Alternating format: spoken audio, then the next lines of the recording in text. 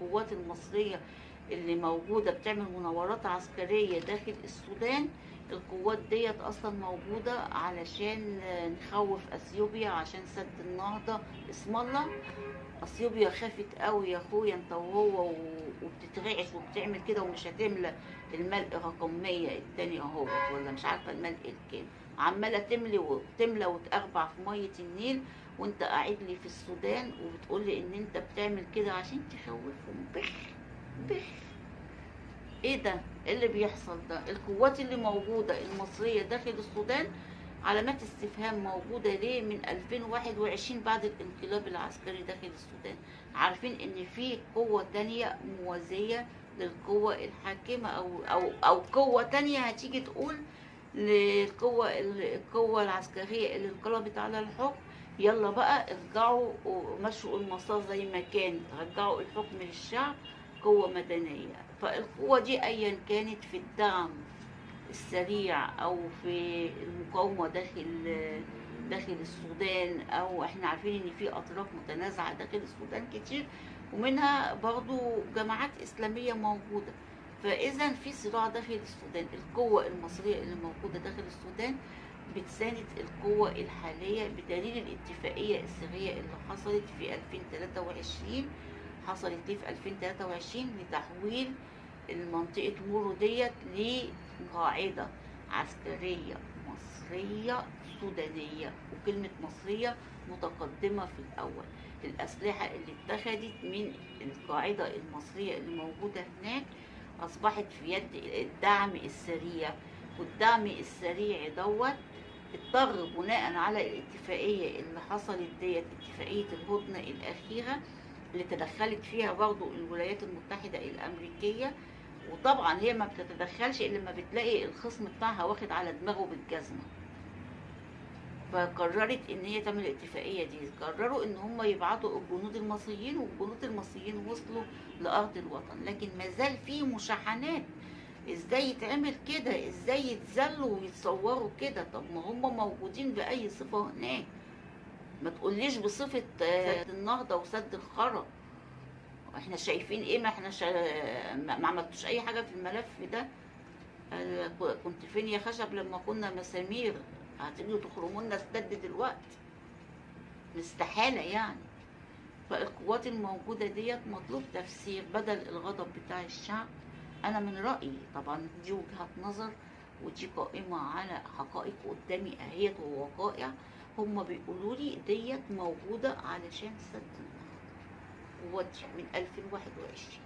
2021 كانت في تحسين للأوضاع بتاعت القوة بتاعت الانقلاب العسكري وتثبيت وضعهم بسبب ولائهم لأمريكا، فعملت بعديها المناورات. في 2023 كان في نكش كده من الدعم السريع. النكش ده في الفترة دي هم عارفين ان هو بيتم تمويله من بعض الدول، منهم روسيا بتدعمه، ومنها الدول الموالية لروسيا زي الامارات ما مسكوها كده برضه وهي بتساعدهم. وطبعا اللي هنقوله ايه اللي هيحصل؟ يعني ايه اللي هيحصل في سد النهضة؟ يعني القوات بتاعتنا موجودة ليه؟ ما خلاص ملبسنا يا عم، ملبسنا سد النهضة. ده وجهة نظري. خلاص نجيب الجنود بتوعنا يقعدوا، نقوم بقى عاملين اتفاقية سرية في 2023 عشان نعمل قاعدة عسكرية هناك. كانت جابت لنا ايه المناورات هناك اصلا يعني؟ كانت وقفت سد النهضة يعني؟ ما هو لازم الواحد يفكر برضه، واحنا بنتكلم وبنقول الصورة اللي احنا شايفينها، وده من حقنا ان احنا نتكلم. ما تقوليش كلام تقنعني بيه وانا مش مقتنعة. في شحن دلوقتي داخل الشعب المصري عشان الشعب بتاعنا مش مثقف. الشعب للأسف مش مثقف. الشعب الجاهل هو اللي بيتنيه ماشي بالقرباق وبالفتن وبيلغي عقله خالص. انا اول حاجة عملتها قلت هما الجنود بتوعنا دولت رايحين بيعملوا ايه هناك؟ طب ادخل اشوف هما رايحين يعملوا ايه. احي رايحين علشان سد النهضة في 2021 ماشي. طب هتعملوا لنا ايه في سد النهضة؟ ما حصلش حاجة. اثيوبيا عمالة تملى تملى تملى تملى تملى، واحنا نصوت ونقول لتركيا الحقينا، كلميهم، عقليهم. الله، طب امال القاعده العسكريه بتعمل ايه اللي موجوده في السودان؟ القاعده العسكريه موجوده لحمايه النظام السوداني لصالح امريكا بس، من الاخر. اي قوات هتتبعت من الجيش المصري للسودان ردا على كرامه المصريين، ردا على كرامه المصريين، مش هتبقى راحه عشان كرامه المصريين، دي راحه عشان تنقذ ماما امريكا من من من تغيير النظام داخل السودان. السلام عليكم ورحمة الله وبركاته. هنتكلم عن الأحداث داخل السودان. في قوتين متصارعين على الحكم، الانقلاب العسكري اللي أزالت البشير ومسكت هي الحكم، والمفروض تحصل انتخابات داخل السودان. الدعم السريع اللي هي كانت مع الرئيس البشير من 2013 وكانت بتدعم الحكومات. يعني نشوف الأحداث دي إيه، لكن هنعرف قصة الجنود المصريين كانوا بيعملوا إيه هناك في السودان. المشكلة اللي ظهرت حاليا وظهر فيها الجنود المصريين قاعدة مر العسكرية. القاعدة ديت في السودان، موجودة في شمال السودان على بعد 350 كيلومتر من العاصمة الخرطوم، على الضفة الشرقية من النيل بولاية شمال السودان. القاعدة ديت بتشمل دفاعات جوية شمال ووسط وغرب وشرق السودان، تعتبر نقطة تمركز للقوات الجوية. بعد الانقلاب العسكري داخل السودان في 2021 حاولت السودان ان هي تتودد تاني للعلاقات الامريكية. العلاقات الامريكية كانت سيئة مع البشير، والعلاقات بتاعت البشير كانت جيدة مع روسيا. حتى في 2017 كان بيطلب من روسيا التعزيزات العسكرية. بعد كده في 2021 حصلت مناورات مشتركة ما بين مصر وما بين السودان. هناك تمركز للقوات المصرية من سنة 2021 لما قررت السودان تحسن علاقتها بأمريكا، معمولة بسبب سد النهضة عشان يحموا مصر والسودان من مخاطر سد النهضة. وطبعا ما حصلش الكلام ده كله، ان ما زالت المخاطر قائمة على مصر وعلى السودان، لكن مش مفهومة يعني ايه القاعدة العسكرية دي، الغاية منها ايه، وتواجدها في فترة تحسين العلاقات السودانية مع الولايات المتحدة الأمريكية. ممكن أي دولة تعمل مناورات عسكرية وتشارك دولة تانية، لكن اتفاقيات سرية غير معلن عنها ما بين السودان وما بين مصر، اتفاقيات عسكرية، اتفاقية على وجود قاعدة عسكرية مصرية سودانية. احنا تحديدا في بداية العام 2023 هي نتيجة الخلافات ما بين الدعم السريع والقوى الحاكمة في السودان.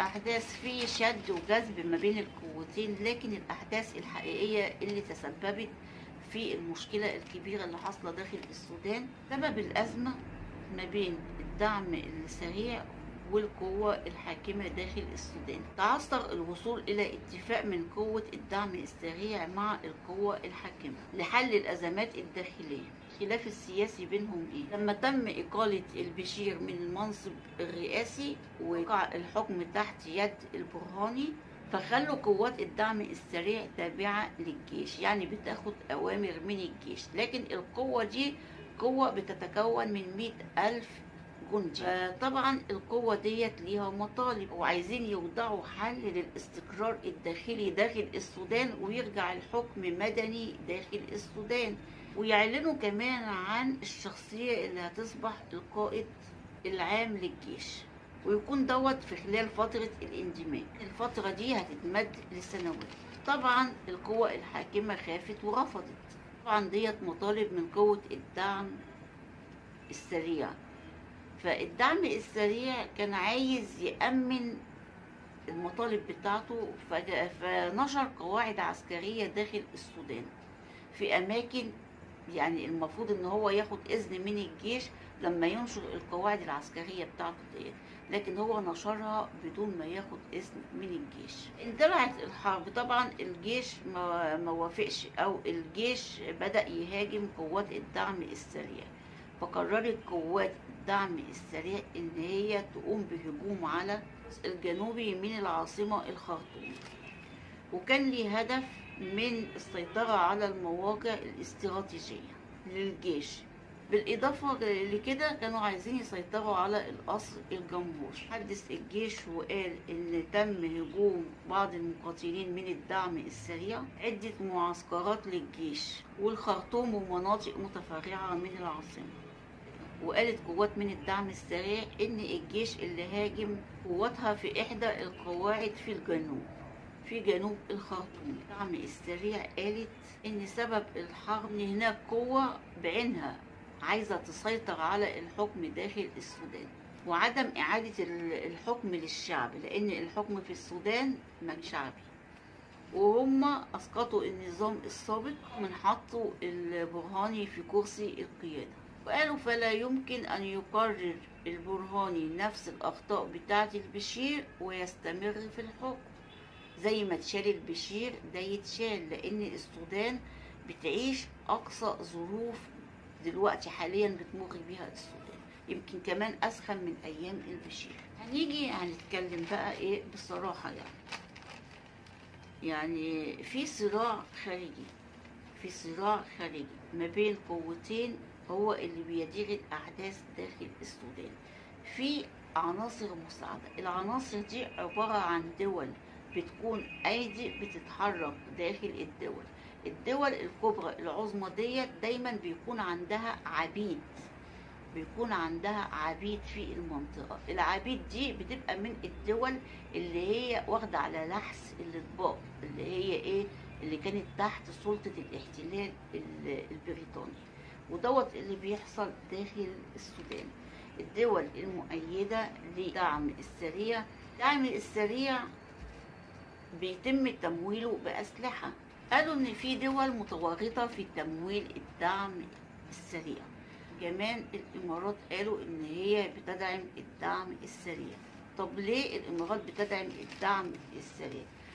الدعم السريع أكيد اللي بتدعمه حاليا روسيا، لأن القوة الحاكمة اللي موجودة داخل السودان قوة البرهاني ديت اللي بتدعمها أمريكا، أو اللي حطت البرهاني في الحكم أو الانقلاب العسكري داخل السودان بمساعدة الولايات المتحدة الأمريكية. وإسقاط البشير كان بمساعدة الولايات المتحدة الأمريكية، لأن البشير كان بيتعامل مع روسيا وكانت علاقاته طيبة جدا مع روسيا، وكان عايز يعمل 2017 اتفاقية عسكرية مع روسيا خلالها تدعم روسيا في مواجهة القوات يواجه بيه الفاشية الأمريكية. هو قال بالظبط كده في 2017، وكان بيقول قصايد مدح في روسيا، وكان بيدي روسيا كمان ذهب. يعني كانت في عمليات تهريب ذهب من السودان كانت بتروح لروسيا، مع ان حركة الذهب في العالم المفروض تكون خاضعة للمراقبة من أمريكا. يعني حركة الذهب بالذات تكون خاضعة للمراقبة من أمريكا، فالذهب كان بيروح لروسيا عن طريق البشير، فالعلاقات كانت جيدة جدا. زائد ان قوة الدعم السريع كانت بتدعم حكومة البشير، لانها كان هو اللي تم انشائها في 2013. لما تم اسقاط البشير تم استبعاد القيادات العسكرية اللي موجودة في الدعم السريع، وتم تبعيتها للمجلس العسكري او القيادات العسكرية اللي هناك.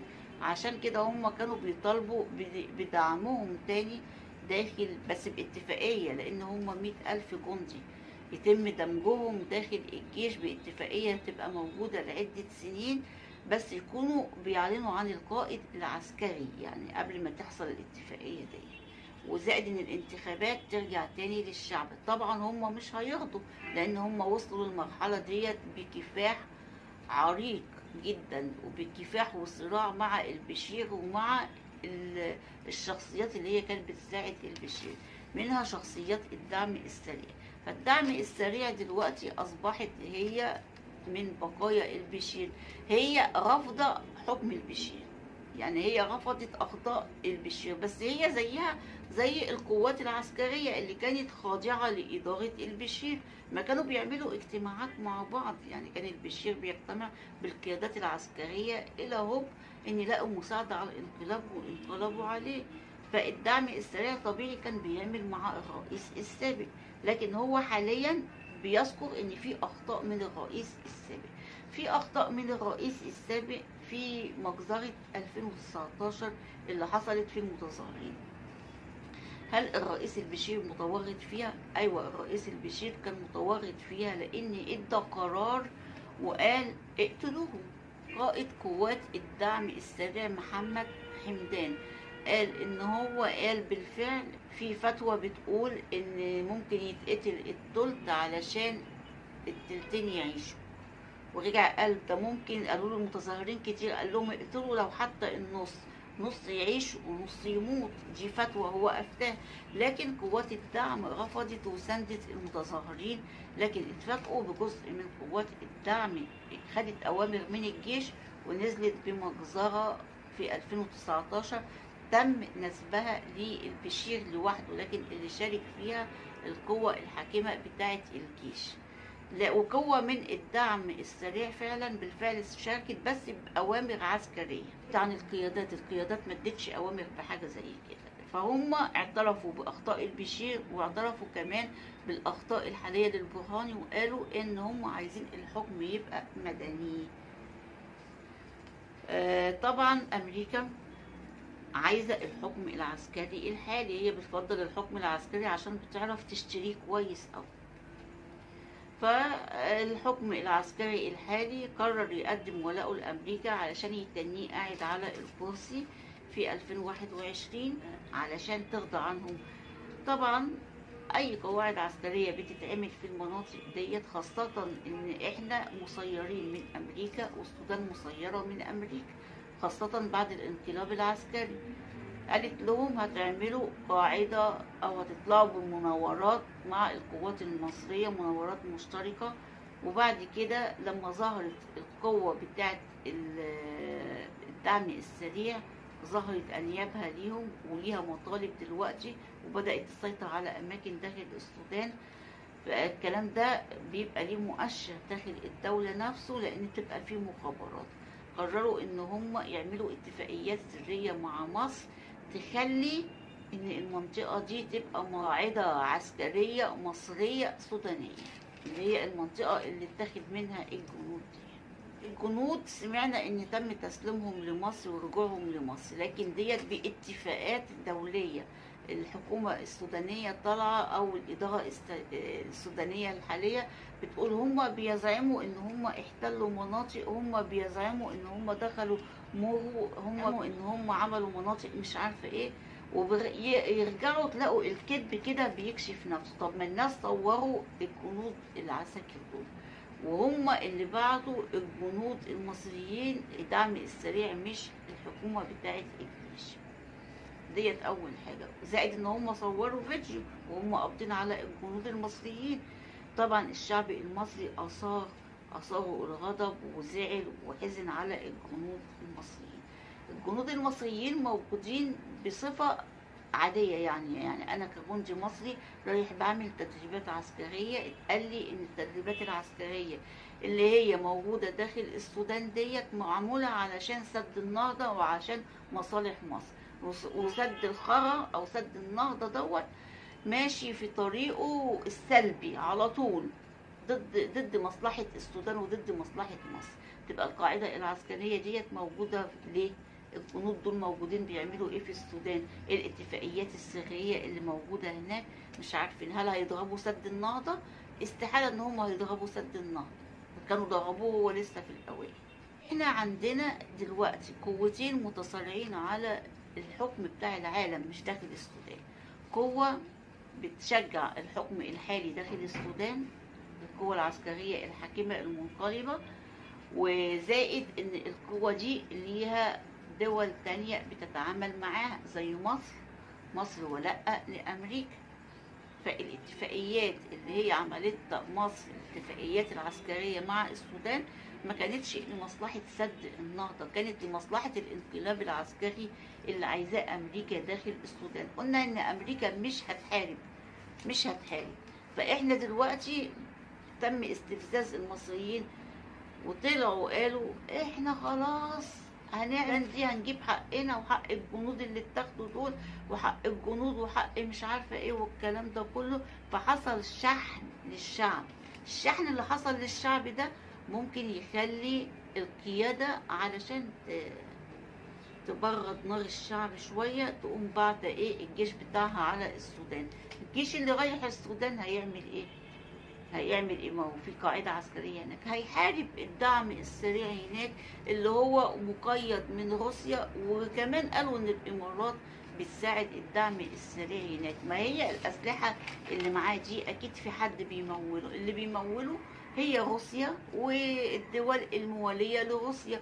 احنا شفنا الامارات كانت عاملة اتفاقية عسكرية مع روسيا، اتفاقية عسكرية مع روسيا، يعني بنساعد روسيا في كافة الأشياء. وقالوا كمان إن في دعم من تشاد، علشان قائد الدعم السريع هو أصلا من أبناء تشاد.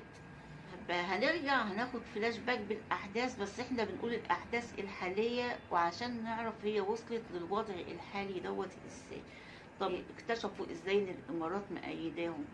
طبعا يعني من القبح ان انا مثلا اكتشف ان انت خاين، انت صديق وخاين وانا وقوي، يعني انت صديق وخاين وقوي، وانا كنت صديقة ليك، وعرفت ان انت خاين بس انت اقوى مني، او انت وضعك قوي داخل المنطقة.